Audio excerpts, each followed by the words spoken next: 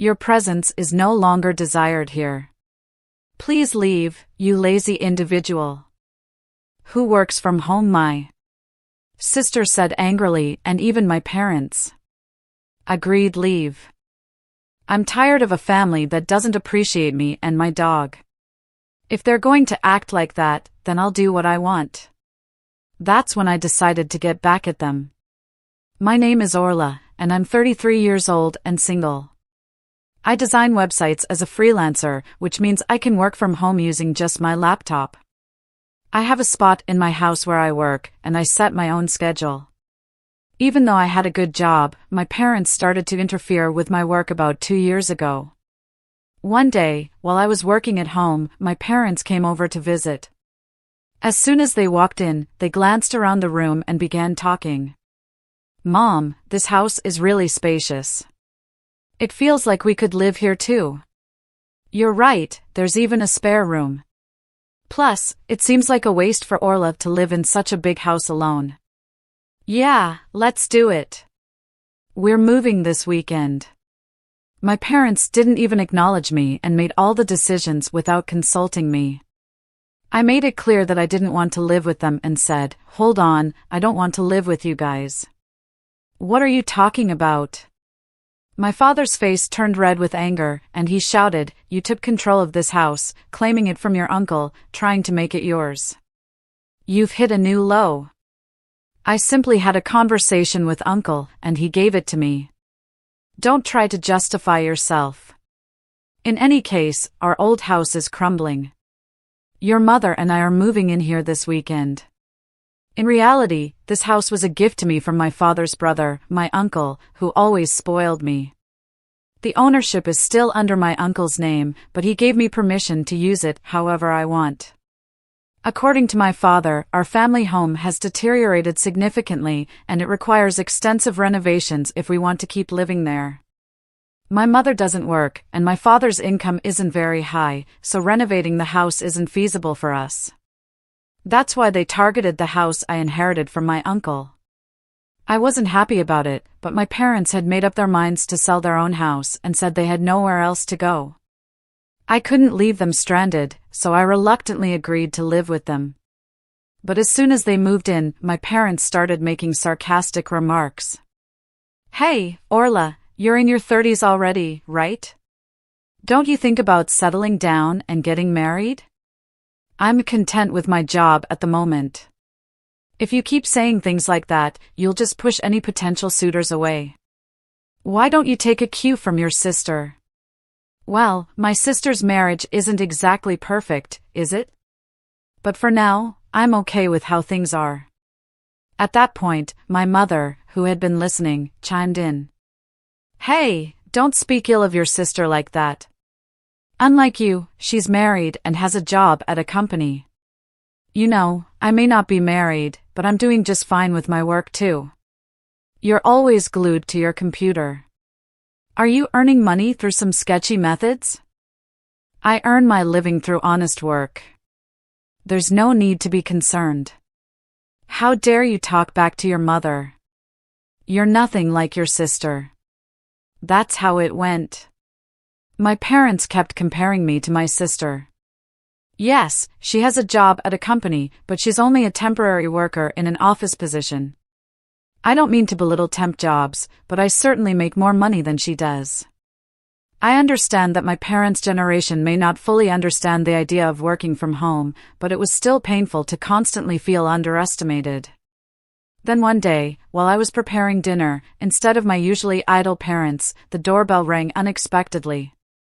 To my surprise, it was my sister Mayla, carrying a lot of luggage. Ha, Mayla, what's happening? It's been a while. Kathy, this might seem sudden, but I'll be staying in this house from now on. I was taken aback and blurted out, huh? What a big house! If Uncle was giving it to someone, it should have been me. Wait, hold on, you're moving in starting today? I had no idea about this. Did Mom and Dad tell you? I got divorced, divorced. So, I'll be relying on you from now on. Ignoring my surprise, Mela went upstairs and claimed an empty room for herself. Despite my attempts to resist, my parents sided with Mela, and I felt powerless to stop it. From that point on, my stress only grew. After her divorce, Mela had quit her job and spent her days gossiping about me with our mother. "Hey, Mom, do you think this dress is cute?" "Oh, absolutely, Mela, you look so pretty. It suits you perfectly. Do you agree? It's definitely not something Kathy would wear, right?" "Well, Kathy is more on the simple side. That's probably why she's having trouble finding a job. She just stays home and plays online." "Mom, you can't just say things like that." As I was cooking dinner, they purposely made sure I could hear their conversation. I was itching to respond, but I knew that would just play into their hands. So, no matter what they said, I kept living without reacting. Then one day, a friend of mine had a litter of 4 puppies, and I decided to adopt one of them. I named him Max. He's a small black chihuahua with the most adorable round eyes. Whenever he looks at me, he wags his tail so hard it seems like it might fall off. Having a chihuahua has been a dream of mine since I was young. Working from home can get lonely, so I thought Max could provide some much-needed company. "From now on, your name is Max, okay?" Woof. I didn't really consult with my family. When I decided to adopt Max, after all, this is my house, and I'm the one who will be taking care of all the expenses for him, so I don't see why they should have any complaints. When I brought Max home, as expected, my parents and Mela started complaining. "Hey, we didn't know you were getting a dog." "That's right, dogs can be smelly, you know." "I can't stand bad smells, Kathy. How could you just bring a dog home without talking to us first?" "We didn't agree to this," they kept complaining. I firmly told them, firstly, I didn't just pick him up off the street. A friend gave him to me. Plus, I'm the one who's going to take care of all the expenses for Max, so there shouldn't be any problem. What I choose to have in my house is my business. If you have any complaints, you're welcome to leave. At first, they complained loudly, their faces red with anger, but within a few hours, they were completely won over by Max's cuteness and began showering him with affection. "Aren't you just adorable? Are you mommy's boy or daddy's? Or maybe sis, look this way, sweetheart."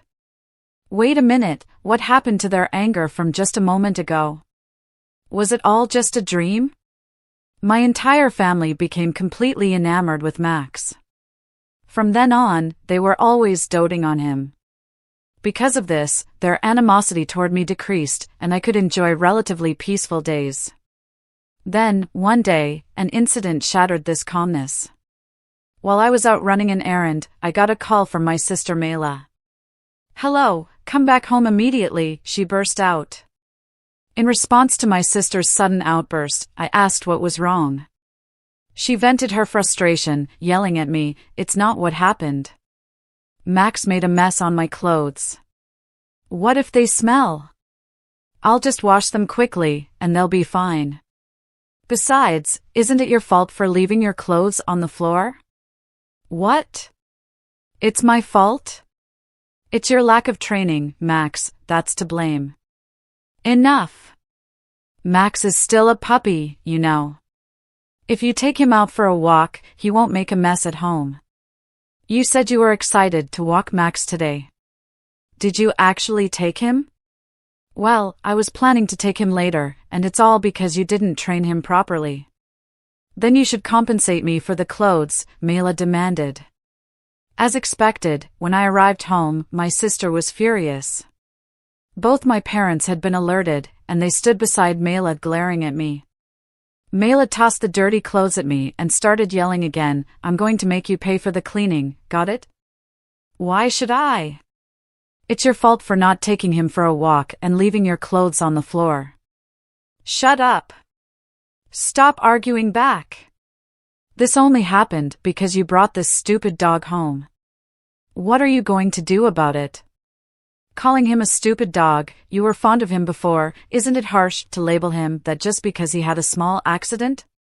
It's your fault for not training him properly. Take responsibility. Why can't my family think beyond their own convenience? While I was appalled by my selfish sister, my parents interjected, "Hey, Kathy, shouldn't you at least apologize to Mela first?" That's correct. All of this chaos is because of that Max you brought home. Can both of you just stop already?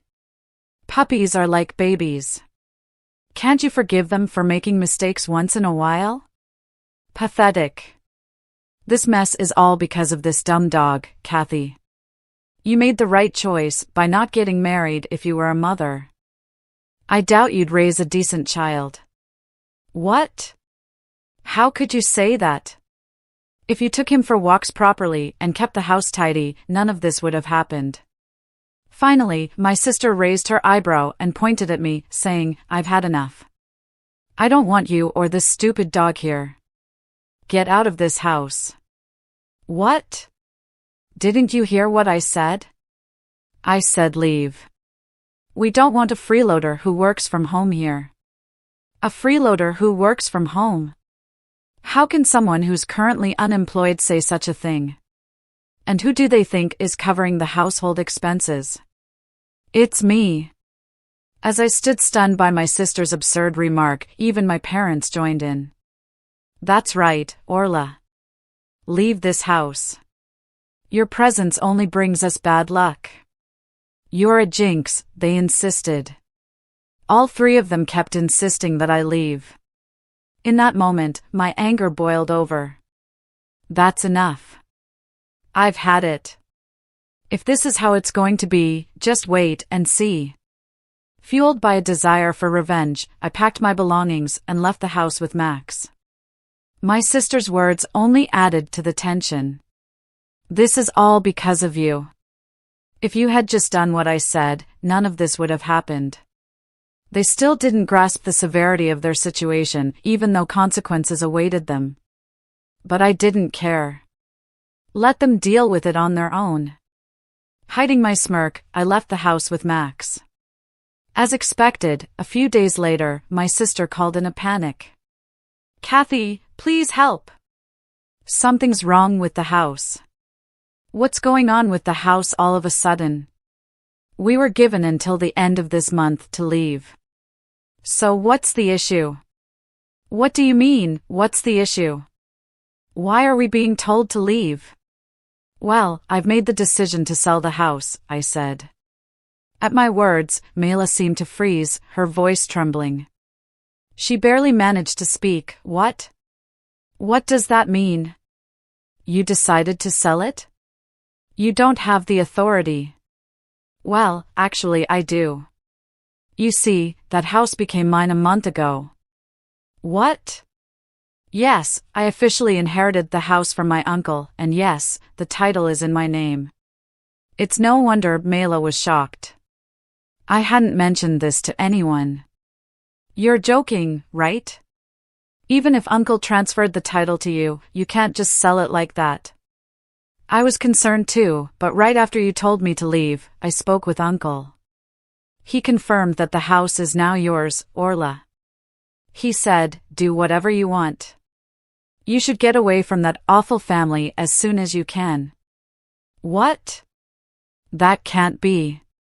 Whether they had been listening to my conversation with Mela on speakerphone or not, my parents began to protest. Orla, stop this nonsense. We have nowhere else to go if we leave this house. That's correct. It's unthinkable to treat your own family like this. If you're a good daughter, show some respect to your parents. Respect? I questioned them quietly. What are you talking about? You've always favored Mela over me. Who do you think has been supporting your lives for the past few years? You all had nowhere to go, so I reluctantly let you move in with me. With an unusually firm tone, my parents were left speechless. Without waiting for a response, I continued, who treated me and Max like burdens and kicked us out? It was all of you, wasn't it?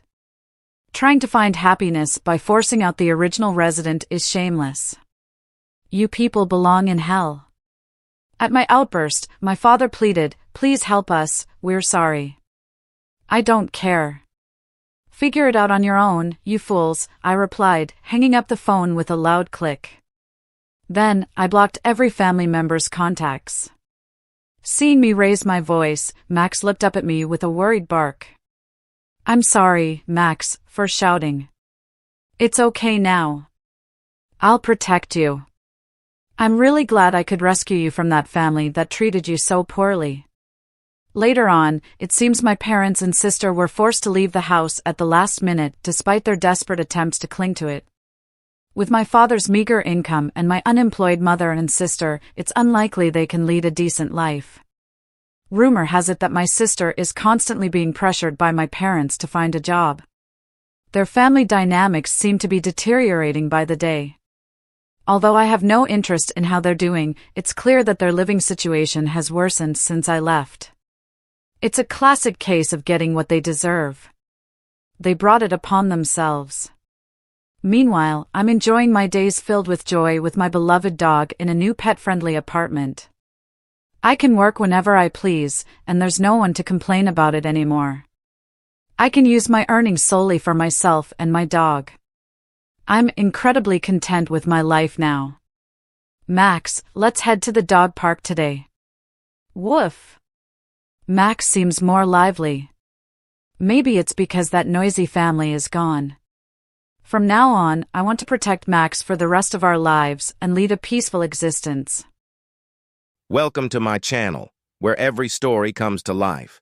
Dive into captivating narratives that spark your imagination. Let's start today's new narrative story. Ryan Carter. 35 years old, a dedicated financial analyst. He's calm, reliable, and always puts his family first. He believes in hard work, commitment, and love. Little does he know, his world is about to be shattered. Mia Carter. 32 years old. Ryan's wife. She's attractive, charismatic, and a successful marketing executive. Lately, she's become distant, often claiming work stress as the cause.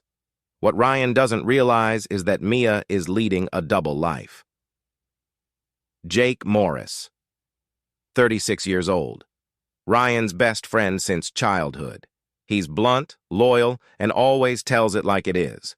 When Jake sees Mia with another man, he faces the difficult task of breaking the news to his best friend. Ethan Brooks. 40 years old. A wealthy businessman and Mia's lover. He's older, charming, and offers Mia the thrill and excitement she feels is missing in her marriage. But appearances can be deceiving. Ryan Carter had always prided himself on building a life he could be proud of. With a thriving career in finance, a beautiful home in the suburbs, and a wife who was as stunning as she was ambitious, he thought he had it all. The couple had met years ago at a corporate event, and it didn't take long for them to fall in love. Mia had been everything he wanted, smart, independent, driven, and their love had been a whirlwind that quickly led to marriage. For years, Ryan believed they were happy. Sure, things had gotten a little rocky lately. Mia had been working late more often, and there had been less laughter between them, but Ryan chalked it up to the pressures of their respective jobs. They both had demanding careers, and Mia had been taking on more responsibility at her marketing firm.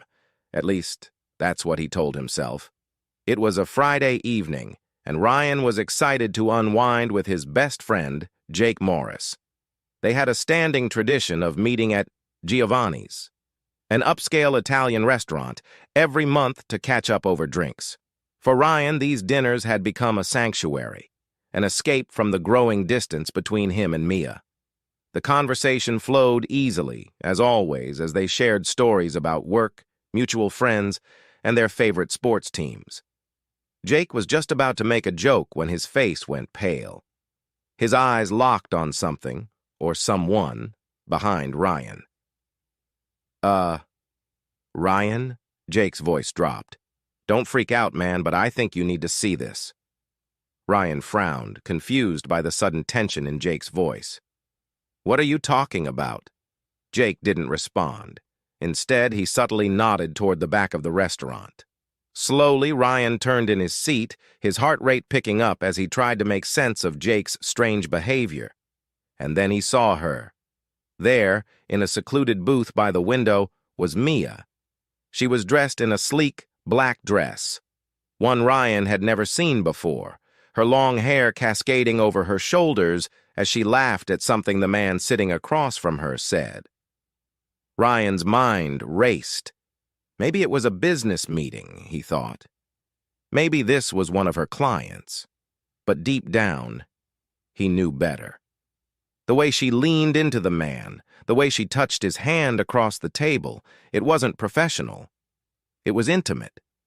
His stomach churned as the reality of the situation sank in. That guy, he's not just some friend, is he?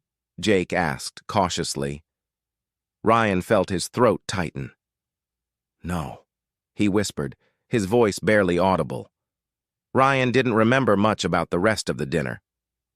Jake tried to steer the conversation away from what they had just witnessed, but Ryan's mind was already somewhere else, spinning, reeling from the betrayal he had just seen.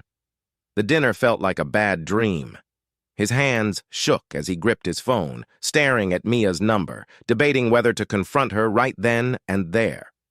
When he finally got home that night, Mia was already in bed. She was pretending to sleep. Ryan could tell. He watched her for a moment, his heart pounding, before deciding he wasn't ready to confront her. Not yet. He needed to think, to figure out what this meant for their marriage. But the next morning, Mia's phone buzzed. Ryan, still grappling with what he had seen, couldn't resist. He glanced at the screen and saw a message from someone named Ethan. Last night was incredible. Can't wait to see you again. XOXO. Ryan's blood ran cold. Any doubts he had vanished in an instant. This wasn't a business meeting.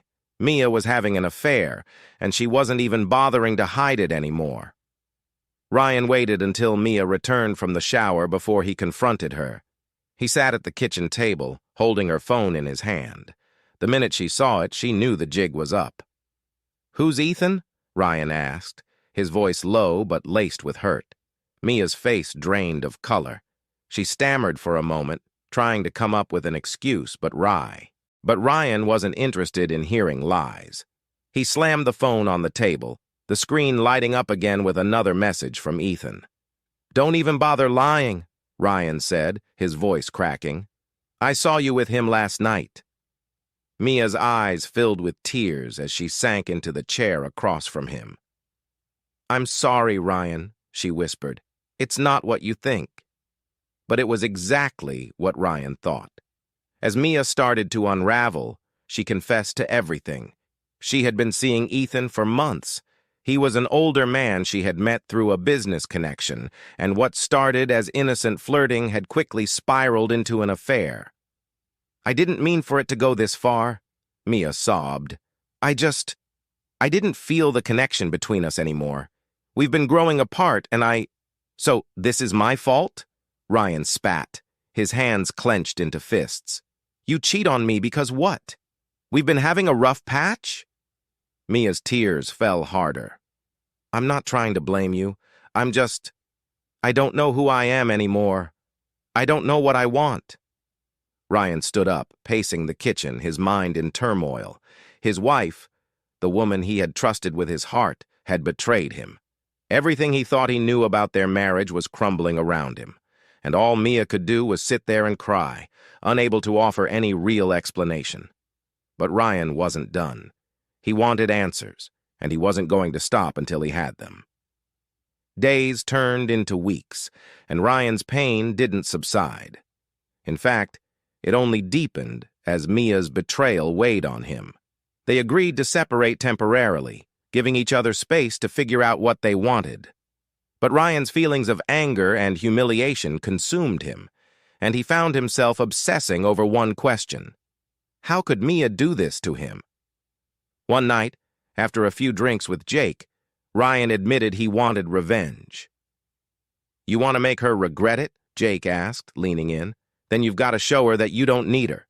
You've got to make her realize she threw away the best thing in her life. That's when it hit Ryan. The best revenge wasn't getting even. It was rising above. Mia expected him to wallow in his pain, to beg for her forgiveness. But he wasn't going to give her the satisfaction. Instead, Ryan focused on himself. He started working out, shedding the weight he had gained over the years, and threw himself into his career, taking on more projects and responsibilities. He began going out more, meeting new people, and reconnecting with old friends. Mia, still caught up in her relationship with Ethan, didn't notice at first. But slowly, as time passed, she began to see the changes in Ryan. He looked better, more confident. His career was thriving while Ethan's, unknown to Mia, was beginning to unravel. It turned out Ethan wasn't the man Mia thought he was. He had financial troubles that he had been hiding, and Ryan, being the sharp financial analyst he was, discovered the cracks in Ethan's business. Through a mutual connection, Ryan made sure Mia found out. It wasn't long before the cracks in Mia's affair began to show. Ethan wasn't as secure or as wealthy as he had appeared. The thrill that had once drawn Mia in began to fade as she realized the life she had left Ryan for was built on lies. Meanwhile, Ryan's life was on an upward trajectory. He had moved on emotionally, physically, and financially. And Mia, now watching the life she had chosen unravel, felt the weight of her choices. Months later, Mia showed up at Ryan's doorstep. She looked different, older, tired. Gone was the confident woman who had left him for another man. Now, she was the one seeking forgiveness. "I made a mistake," she said, her voice small. "I don't know what I was thinking. Ryan, I miss you. I miss us." Ryan looked at her, and for the first time in months he didn't feel anger or betrayal. He felt nothing. The pain she had caused was still there, but it no longer defined him. He had moved on. "I loved you, Mia," Ryan said softly. "But we're not the same people anymore. You made your choice, and I've made mine." With that, Ryan closed the door. There was no yelling, no dramatic goodbye. Just the quiet realization that sometimes the best revenge is finding peace within yourself and letting go of the past. And that, my friends, is how Ryan turned his heartbreak into strength. Revenge isn't always about getting back at someone. It's about rising above the pain and finding your own path to happiness. What would you have done in Ryan's shoes? Would you have given Mia a second chance? Let me know in the comments below. Thank you for watching. If this story resonated with you, please give it a thumbs up, share it with someone who needs to hear it, and of course, don't forget to subscribe for more emotional and powerful stories like this one. Have a similar experience or want to ask a question? Drop it in the comments below. Until next time, stay strong and keep moving forward. Hello, my name is Jennifer.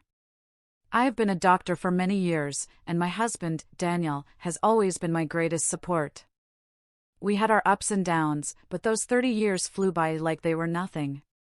Our house, big and cozy, was always filled with the sounds of life, especially when the boys were young. Peter and Jack, our sons, were as different as night and day, yet they both brought their own kind of joy into our lives. Daniel and I, both doctors, worked hard to build a comfortable life. We managed to buy a couple of apartments over the years, renting them out for some extra income. Life seemed set on a good path until the day Daniel came home looking pale and more serious than I'd seen in years. "Jennifer, we need to talk," he said, his voice grave as he dropped his medical bag by the door. "I had some tests done last week. The results came back. It's cancer, Jennifer." The months that followed were a blur of hospital visits, treatments, and endless waiting rooms. Daniel fought hard, but the cancer was merciless. Watching the strongest man I knew wither away was torture. No amount of medical training prepares you for that. One evening, as we sat quietly in the living room, Daniel took my hand. "Jennifer, if things don't go our way, you need to make sure everything's sorted with the boys. the will's all done. You'll be fine financially. Not long after, he was gone.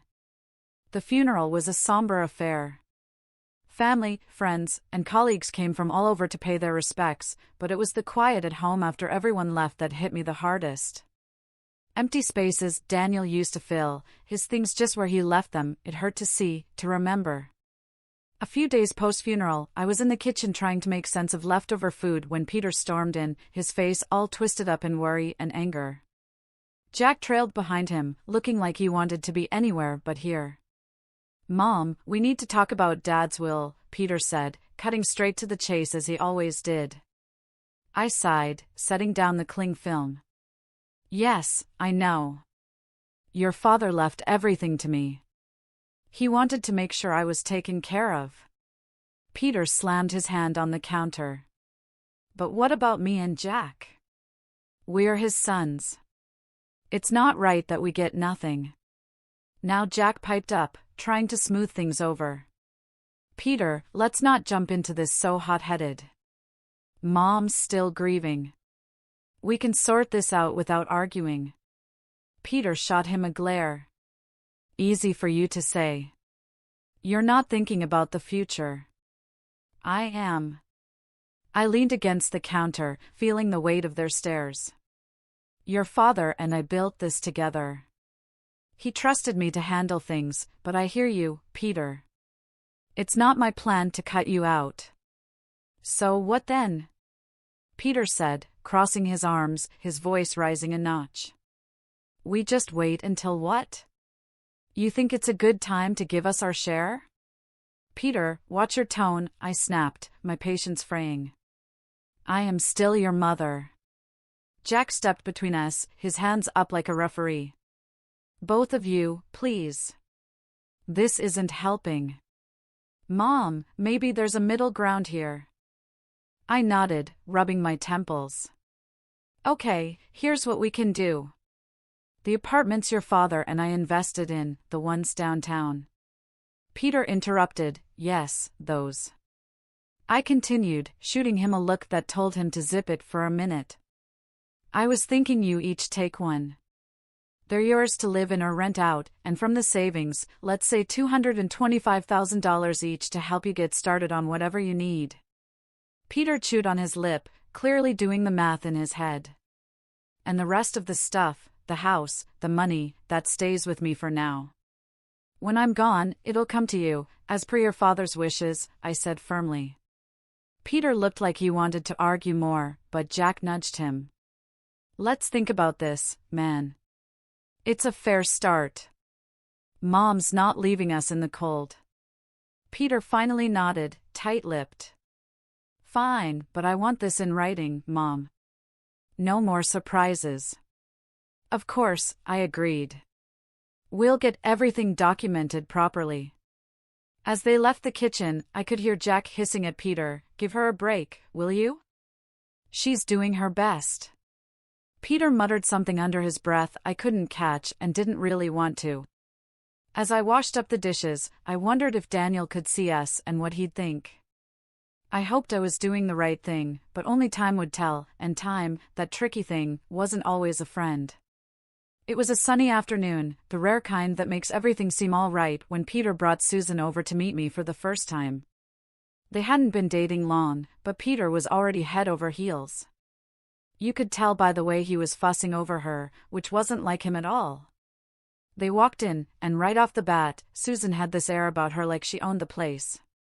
Dressed to the nines, she breezed into my living room with barely a hello, her eyes scanning everything. "Nice place you've got here," she said, flipping her hair back as she sat down without waiting for an invitation. Peter was grinning like a fool beside her. I forced a smile, trying to be the good host. "Thank you, Susan. Can I get you anything? Coffee? Tea?" "Coffee sounds lovely," she replied, then turned to Peter. "Babe, make sure it's black. No sugar." Peter nodded and headed to the kitchen, leaving me alone with her, sitting in my own living room feeling like the guest. The silence was awkward until she broke it. "So, Peter tells me you're pretty well off," she started, eyeing the decor. I'm used to a certain standard, you know. My parents made sure of that. That's good to hear, I said, not sure what else to add. Peter came back with the coffee and handed Susan her cup. She took a sip and made a face. It's all right. Anyway, we've been discussing our future together, planning ahead, you know. That's wise, I said, glancing at Peter, hoping he'd give me some clue about where this conversation was heading. Susan set her cup down. Yeah, and speaking of planning, we were thinking about the wedding. You know, I want something special. Peter has probably told you. I saw this place perfect for a rehearsal dinner, but it's a bit pricey. It's about $30,000. I choked on my coffee. $30,000 just for the rehearsal dinner? Peter jumped in. Mom, it's important to Susan. We want to start things off right. I put my cup down, feeling a storm brewing inside. Look, that's a lot of money for a dinner, Susan. We need to be reasonable. Susan's face hardened. Reasonable? Peter says you have the means. I don't see why we should compromise on something that important. Peter was nodding along with her, but I could see the unease in his eyes. He knew he was asking too much. I'm all for celebrating, I said, trying to keep my voice even. But $30,000 is beyond excessive. I can't justify that. Susan stood up, her chair scraping loudly against the floor. I'm not used to compromising on my standards, Jennifer. I was clear with Peter that I expect a certain lifestyle. Peter tried to smooth things over. Mom, maybe we can find a middle ground. There's no middle ground on $30,000 for a dinner, Peter. That's final, I snapped, losing my patience. Susan picked up her purse, glaring at me. Fine, if that's how it's going to be, then maybe we need to reconsider some things. They left soon after. I sat there, reeling from the encounter. The nerve of that girl, coming into my home, drinking my coffee, and telling me how to spend my money. It felt like a slap in the face, a wake-up call I wasn't ready for. I was out at the grocery store when Peter and Susan decided to drop by again. By the time I got home, Jack was awkwardly entertaining them in the living room. The atmosphere was tense, the kind that makes you want to turn around and leave. But it was my house, so I braced myself and walked in. Susan, all dolled up as usual, handed me a list as soon as I set down my grocery bags. Jennifer, we thought a lot about the wedding gifts, and here's what we've settled on. I hope this will be easier for you to handle. I skimmed the list she first handed me. It was surprisingly sensible: kitchen appliances, some nice china, even a couple of pieces of furniture. This seems quite reasonable, I said, feeling a momentary relief. I think these are wonderful choices, really. Peter looked at Susan, a hopeful expression crossing his face. But just as I was about to discuss where we could buy these items, Susan's expression changed abruptly. She gasped. Oh no, this isn't right. Give that back. She snatched the list from my hands and rummaged through her purse, pulling out another sheet of paper. Here's the actual list. This new list was nothing like the first. It included an apartment, a luxury car, an exclusive vacation, and even diamond jewelry. My jaw dropped. Is this some kind of joke? Susan didn't flinch. No joke, Jennifer. These are the gifts we expect. Only the best for our wedding. I stared at her, then at Peter, waiting for him to say something, anything, to suggest he didn't agree with this madness. But he just stood there, looking between us, clearly conflicted but silent. I couldn't hold back. Peter, why are you letting her do this? You know this is unreasonable. Susan cut in, her voice rising. This doesn't concern you, Jennifer. You just need to pay up and keep quiet. That's when Jack stood up, his face set hard. That's enough, Susan. You're not going to talk to our mom like that. This is her house, and you're way out of line. You need to leave now. The room was thick with tension as Peter and Susan gathered their things. Susan was muttering under her breath, clearly angry. This is ridiculous. We'll remember this. They left, and the door slammed shut behind them. Sitting down, I felt the weight of the whole situation pressing down on me. Jack sat beside me, putting an arm around my shoulders. We'll figure this out, Mom, but you can't let them bully you into giving more than you can or should. It's not right. He was right, of course, but as I sat there with my son, I couldn't help but worry about Peter. How had things gotten so out of hand? How could he not see what this was doing to our family? The silence that followed was filled with unsaid worries and fears for the future. I knew then that this was far from over. It was only going to get tougher from here. The weeks that followed were a constant barrage of phone calls from Peter, each one more demanding than the last, his tone desperate, almost frantic at times. Mom, you don't understand. I can't look poor next to Bella's family, he'd argue, his voice cracking with stress. You have the money. Why can't you just help me out here? I sat at the kitchen table, phone pressed against my ear, feeling a knot in my stomach. Peter, it's not about the money. It's about living within your means. Bella's expectations, you can't sustain that, not without going into serious debt. He'd scoff, his frustration boiling over. What do you know about it? I'm not going to live like a pauper. I need more from the inheritance now. Peter, I've offered to cover half the wedding costs, up to $115,000, and give a $5,000 gift. That's more than generous. Everything has to be agreed upon with me, though, no surprises. There was a pause, then a sharp laugh from him. That's nothing. You're just being stingy. You have $1 million sitting there. Why are you holding out on me? Because it's not just about the money, I replied, my patience wearing thin. It's about not feeding into this fantasy that's going to ruin you. He yelled, now loud enough that I had to pull the phone away from my ear.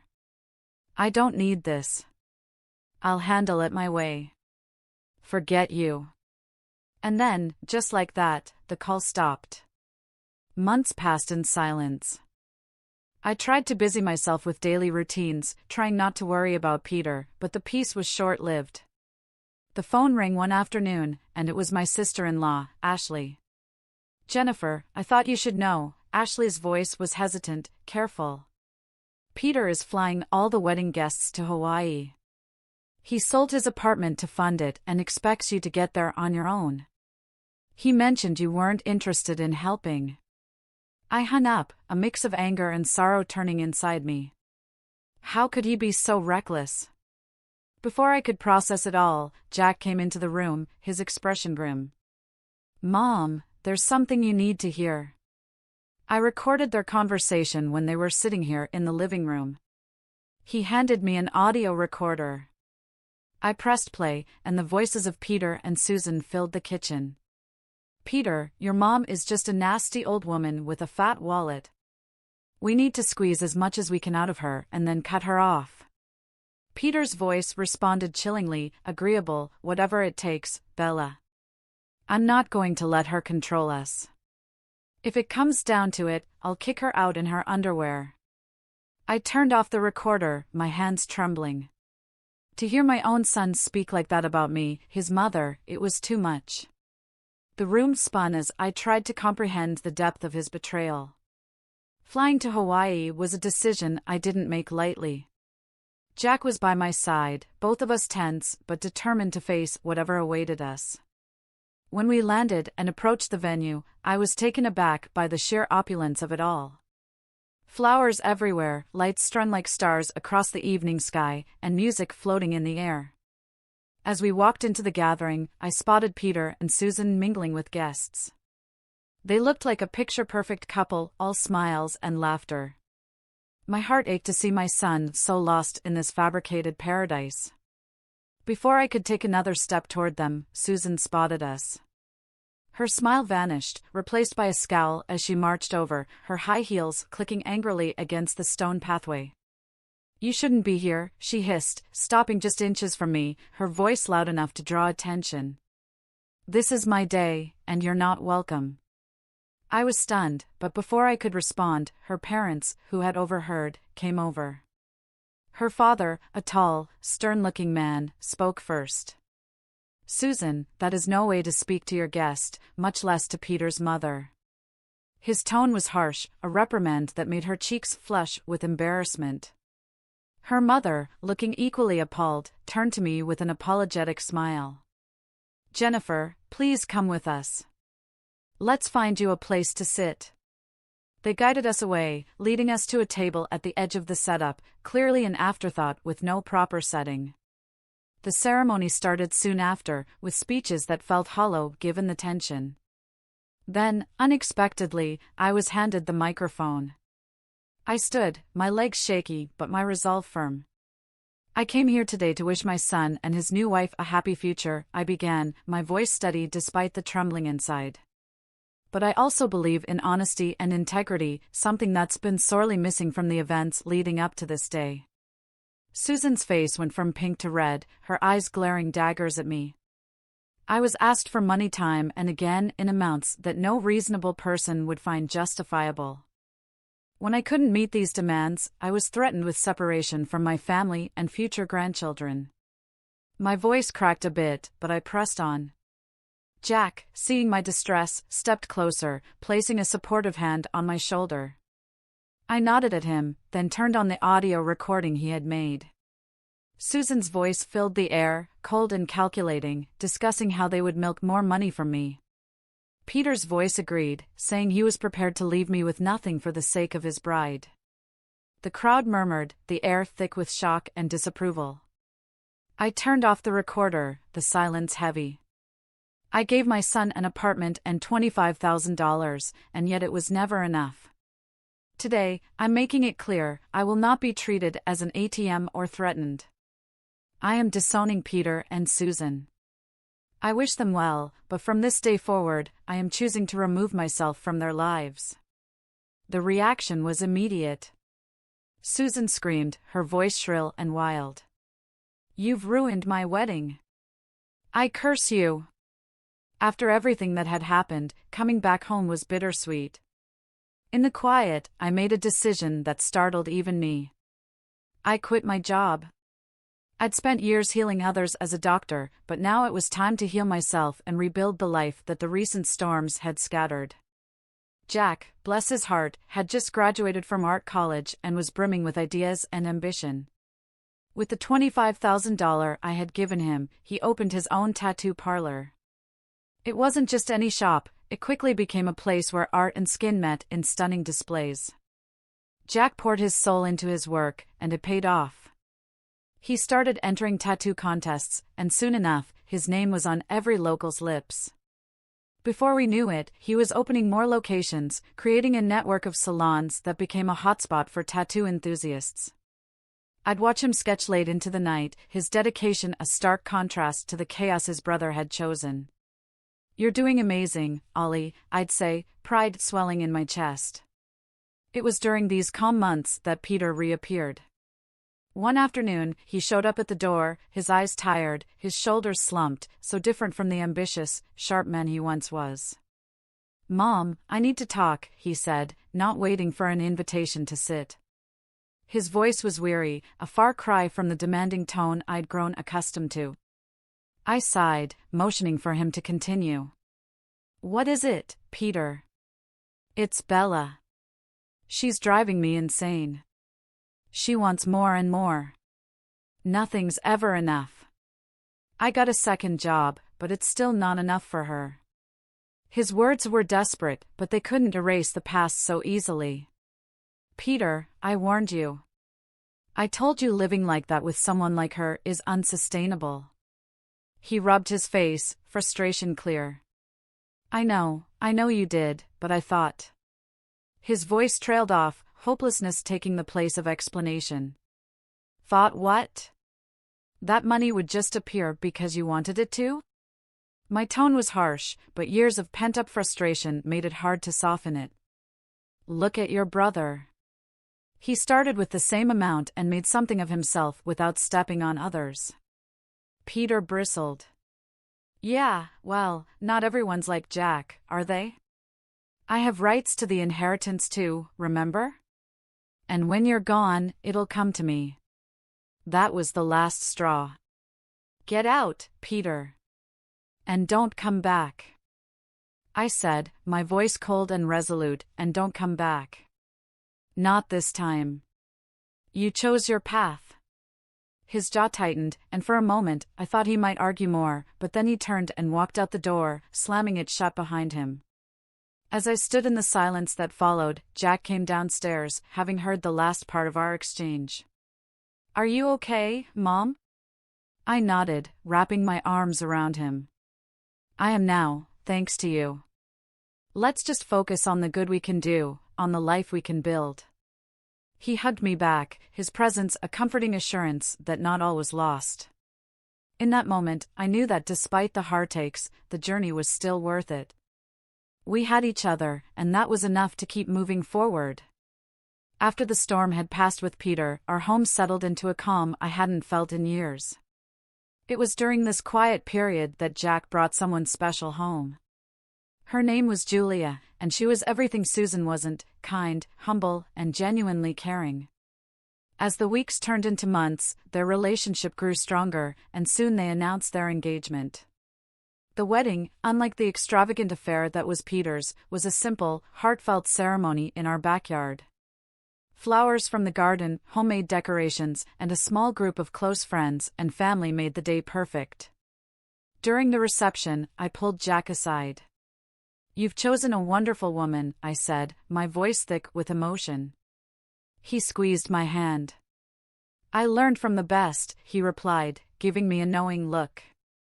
Life moved quickly after that.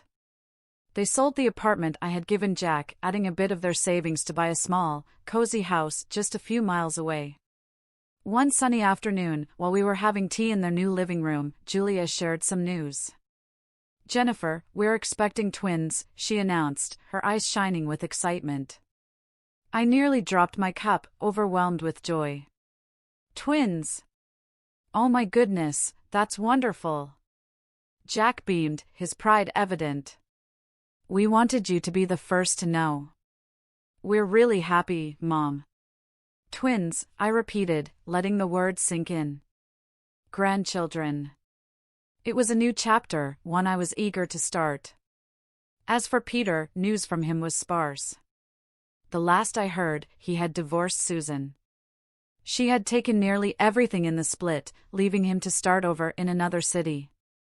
Despite the pain he had caused, it hurt to know he was out there somewhere, struggling because of his choices. One evening, as I sat looking through old photo albums, Jack came and sat beside me. He noticed a picture of Peter and me from years ago. Do you ever hear from him? He asked softly. I shook my head. No. After everything, he's chosen his path, and I have to respect that, even if it breaks my heart. Jack put an arm around me. He's still my brother, Mom. Maybe one day he'll come around. Maybe, I agreed, not really sure if I believed it. But for now, we have plenty to keep us busy, especially with those twins on the way. Jack chuckled. Yeah, you're about to be the busiest grandma in town. We both laughed, the sound filling the room with warmth. Despite the past, despite the mistakes and heartaches, this moment here with Jack felt like everything was exactly as it should be. Life was moving on, and so were we, with new hopes and dreams just on the horizon.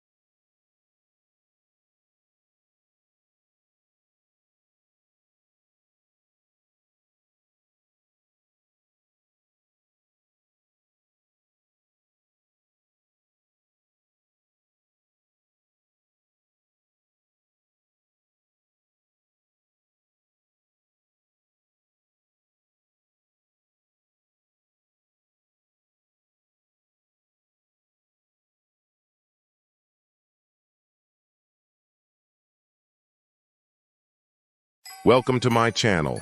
Support our channel by subscribing. Your subscription helps us grow and create more intriguing content like this. Now let's dive into today's story. Decided on a relaxing day and found my wife with her yoga instructor. She asked for another chance, so I played along, then wiped her photography business clean. My buddy Ethan called me up, sounding completely stunned, and asked if I could grab a coffee and lend an ear. Of course, I couldn't say no. Ethan's a graphic designer with a calm demeanor, the kind of guy you'd never expect to end up in a dramatic situation. But life, as they say, has its twists. Let me set the stage for you. Ethan's wife, Clara, is a vibrant and creative woman who runs her own photography business. She's known for capturing moments in a way that feels almost magical, and her work is highly sought after. Clara's been taking yoga classes for a few months, and she often talked about her instructor, Adrian, who's apparently a mix of charm, wit, and perfect hair.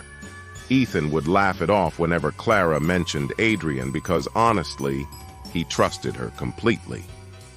Clara and Ethan had been married for 6 years, and their life together had always been a blend of love, laughter, and occasional challenges, like any other couple. Now, back to Ethan's call. He tells me he'd planned a surprise day off to spend some quality time with Clara. He even prepared breakfast, her favorite avocado toast with poached eggs and fresh orange juice, and was all set to whisk her away for a relaxing day. His plan was thoughtful, a morning hike followed by lunch at their favorite lakeside cafe. But when he went to find her, she wasn't in the house. Her car was gone too. He texted her, but no response. Curiosity turned into concern, and concern into an uneasy gut feeling. Ethan decided to check Clara's studio, only to find her there, not alone. Adrian, the yoga instructor, was with her, and it wasn't a casual work discussion. Ethan's mind raced, but he stayed calm. He observed them from a distance, taking in the scene without alerting them to his presence. The way they stood close, the hushed tones of their conversation, and the laughter that didn't belong in a professional setting. It all told Ethan what he dreaded to admit. Instead of bursting in, he decided to retreat and think things through. He drove back home, his mind a whirlwind of emotions, betrayal, confusion, and a deep ache in his chest. When Clara got home later that evening, Ethan confronted her. He didn't yell or accuse her harshly.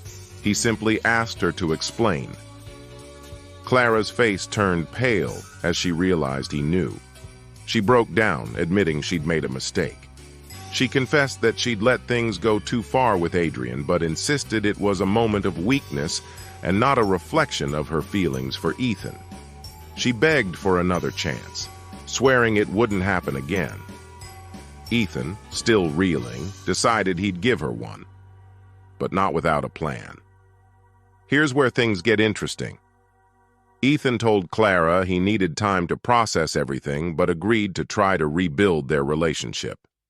Meanwhile, he dug deeper into Clara's photography business. They'd built much of it together, and he realized how intertwined their professional lives were. Ethan had designed her website, created marketing materials, and even managed her finances during the early stages of her career. With careful strategy, he started disentangling his contributions, his designs, his marketing efforts, even his financial support. Clara was too distracted trying to fix their marriage to notice. The following days were a whirlwind for Ethan. He immersed himself in unraveling their shared business efforts. Every piece of work he had contributed, every email thread he had written, he made sure to carefully catalog them and ensure they were legally accounted for under his name. Ethan's meticulous nature came in handy here. He had always been methodical, and this was no exception. Clara, on the other hand, was oblivious, thinking Ethan was truly trying to work on their relationship. To further the guise of reconciliation, Ethan suggested they attend couples therapy. Clara eagerly agreed, seeing it as a chance to fix what had broken between them. During these sessions, Ethan remained calm and open, but he also used the time to observe Clara closely. It was a delicate balance, showing just enough vulnerability to appear sincere while maintaining his resolve to follow through with his plan. Ethan began reaching out to his closest friends and confidants for support. One of them, Sarah, a sharp-witted lawyer, became his go-to for advice on how to navigate the legalities of separating his work from Clara's business. Sarah had known Ethan for years and was fiercely protective of him. She wasted no time in laying out a plan for how he could protect his intellectual property and contributions. "Ethan," she said during one of their long discussions, "you need to protect yourself, both emotionally and professionally. This isn't just about what Clara did, it's about ensuring your future isn't tied to someone who's already broken. Why?" As weeks went by, Ethan started to see cracks in Clara's facade. While she claimed to be committed to repairing their relationship, her actions didn't always align with her words. Ethan noticed she was still texting Adrian, albeit covertly. He didn't confront her right away. Instead, he documented everything. He knew that if he was going to walk away, he needed to do so with his eyes wide open and his evidence intact. One evening, Ethan decided to test the waters. Over dinner, he casually brought up the idea of taking a short vacation together, just the two of them. Clara hesitated, claiming her work schedule was too packed. Ethan nodded, pretending to understand, but inside, he felt the weight of her unwillingness to prioritize their relationship. It was another nail in the coffin. After dinner, Ethan quietly reviewed her phone records and found more communication with Adrian than she had let on. The betrayal cut deeper than before. The day of reckoning came sooner than Clara expected. Ethan had finally disentangled himself from her business. He had backed up all his work, filed necessary claims to ensure his contributions were recognized, and prepared himself emotionally for what was to come. On a quiet Sunday morning, he asked Clara to sit down for a talk. "Clara," he began, his tone steady, "I've given this a lot of thought. I've tried to understand, to forgive, and to move forward. But the truth is, I can't keep pretending that things can go back to the way they were." Clara's face fell. "Ethan, please. We can fix this. I made a mistake, but I love you. I'll do whatever it takes." He shook his head, sadness and resolve mingling in his expression. "It's not just about what you're willing to do now. It's about what you've already done, the choices you made and how they've changed us. I can't keep building a life with someone I can't fully trust." He stood up, placing a neatly organized folder on the table. "These are the papers finalizing my separation from the business. You'll find all the details inside. I've also outlined my contributions and ensured you'll have access to the resources you need to continue. But from this point on, we're on separate paths." Clara's tears flowed freely, but Ethan remained firm. He had given her a chance to change, but she had squandered it. Walking away wasn't easy, but it was necessary. Months later, Ethan was thriving. He had started freelancing and rediscovered his passion for creating art. His friends rallied around him, and he even began attending yoga classes himself, not as a way to replace Clara, but as a way to reclaim his sense of self. As for Clara, she continued running her photography business, though it was clear she was struggling without Ethan's steady hand. She reached out to him once, asking for closure, but Ethan politely declined. His chapter with her was over. Ethan's story is a testament to resilience and self-respect. It's a reminder that while forgiveness is a virtue, it's also okay to set boundaries and prioritize your own well-being. So, what do you think about Ethan's story? Would you have handled it differently? Let us know in the comments below, and don't forget to like and share if this story resonated with you. Thanks for sticking around.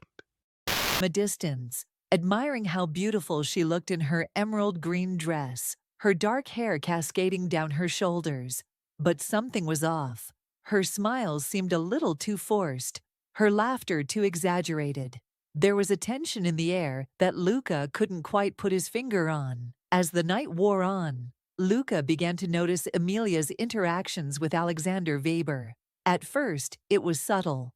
A lingering glance here, a soft laugh there, but as the champagne flowed, their proximity grew. Alexander's hand would find its way to Emilia's back as they talked, their heads bending close together in whispered conversations. Luca's stomach tightened. He tried to convince himself that it was all innocent. Emilia was simply being friendly with her boss, wasn't she? He excused himself to the bar, ordering a stiff drink to calm his nerves. But the unease gnawed at him, a growing suspicion that he couldn't shake. It was then that he overheard snippets of a conversation between two of Emilia's colleagues. "I mean, it's obvious, right?" one woman whispered to the other. "Everyone knows what's going on between Emilia and Weber. They've been spending so much time together lately. It's practically written all over her face." Luca's heart dropped, his hands clenched around his glass, the room suddenly feeling suffocating. Could it be true? Could Emilia really be involved with her boss? He had to know. As the evening wound down and guests began to leave, Luca decided to follow his instincts. He had noticed Emilia and Alexander slipping away from the main ballroom earlier, heading toward the terrace. The terrace was secluded, with a stunning view of the snow-covered city below. It was a romantic spot, one that Luca had visited with Emilia many times before on their trips to Munich. His heart pounded in his chest as he approached the terrace doors, each step feeling heavier than the last. He could hear faint voices, the sound of laughter, and then silence. Pushing the door open slightly, Luca peeked out, his worst fears coming to life before his eyes. There, under the soft glow of the string lights, was Emilia. Her back was turned to him, but he recognized her immediately. The way her dress shimmered in the moonlight, the way her hair fell in soft waves. And standing in front of her, with his hand resting on her waist, was Alexander Weber. Luca's breath caught in his throat as he watched them, unable to move. They were too close, far too close for it to be just a friendly conversation. Emilia's face was flushed, her eyes locked onto Alexander's. And then, before Luca could process what was happening, she leaned in. The kiss was soft, brief, but it was enough. Enough to shatter everything Luca had believed in. His world crumbled around him as he watched his wife, the woman he had loved and trusted for so many years, share an intimate moment with another man. Time seemed to stand still. Luca felt numb, his mind racing, as he struggled to comprehend the betrayal unfolding before him. He had to leave, had to get away before he lost control. Without making a sound, he turned and walked back into the ballroom, his heart heavy with the weight of what he had just witnessed. Luca spent the next few days in a haze, unable to confront Emilia. He needed time to think, to process what he had seen. Emilia, oblivious to his discovery, continued on as if nothing had changed. She was cheerful, affectionate even, as if trying to make up for the distance that had grown between them over the past few months. But Luca couldn't bring himself to meet her gaze. One evening, as they sat at the dinner table in their Berlin apartment, Luca finally broke his silence. "I saw you," he said quietly, his voice barely above a whisper. Emilia froze, her fork hovering in midair. "What do you mean?" she asked, her tone cautious. "At the party," Luca continued, his eyes fixed on his plate. "With Alexander, I saw everything." The color drained from Emilia's face as the weight of his words sank in. She set her fork down slowly, her hands trembling. "Luca, don't," he interrupted, his voice firmer now. Don't lie to me, Amelia. I know what I saw.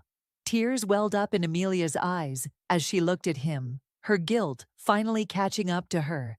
I'm so sorry, she whispered, her voice cracking. It was a mistake. I never meant for this to happen. Luca's heart ached as he listened to her, the pain of her betrayal cutting deep. Why? He asked, his voice barely audible. Why him? Why now? Amelia wiped away her tears, struggling to find the words. I don't know, she admitted, her voice filled with regret. I was lonely. You've been so busy with work, and She trailed off, unable to finish. Luca looked at her, his eyes filled with sorrow. I was busy because I thought we were building a life together, he said softly. I thought we were a team. Amelia broke down, sobbing uncontrollably. I'm so sorry, Luca. I never wanted to. Eventually, Luca made the difficult decision to leave. It wasn't easy. There were tears, apologies, and moments of hope. But in the end, he knew that their relationship would never be the same. They parted ways amicably, both knowing that their love had been irreparably damaged. As Luca packed his bags and walked out of their shared apartment for the last time, he felt a sense of closure. He had loved Amelia deeply, but sometimes love wasn't enough. The betrayal had left a scar that would take time to heal. But Luca knew that he would eventually find peace. Looking out at the snowy streets of Berlin, Luca took a deep breath and walked forward, ready to start a new chapter in his life. Thank you for watching. If you have any thoughts, questions, or comments about this story, feel free to leave them below. And don't forget to like, share, and subscribe for more compelling tales.